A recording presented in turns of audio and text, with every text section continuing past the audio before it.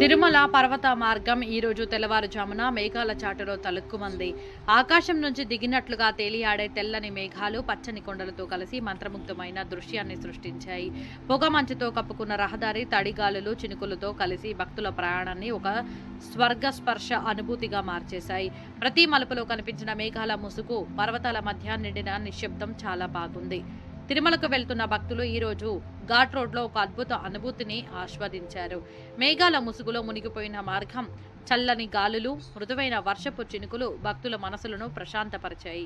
కొండలపైకి ఎగిసిన ప్రతి మలుపులోనూ మేఘాల పొరలు తెరలాగా సాగే దృశ్యం కనిపిస్తూ ఉండటంతో యాత్ర మరింత ఆహ్లాదకరంగా మారింది. వైకుంఠ పర్వతం వైపు ఎగిసిన తిరుమల ఘాట్ రోడ్డు ప్రకృతితో అలంకరించబడింది, మెరిసిపోయింది. మేఘాల చాటులో తేలియాడుతున్న కొండలు, చెట్లపై జారుతున్న నీటి బిందువులు, పచ్చదనం నిండిన అడవులు కలిసి ఒక దైవీయ దృశ్యాన్ని సృష్టించాయి. ఈ మధుర వాతావరణం భక్తుల యాత్రలకు కొత్త ఊపునిచ్చి ప్రకృతి కూడా శ్రీ వెంకటేశ్వరుని మహిమను గీతంగా ఆలపిస్తున్నట్లుంది అనే భావనను కలిగించింది.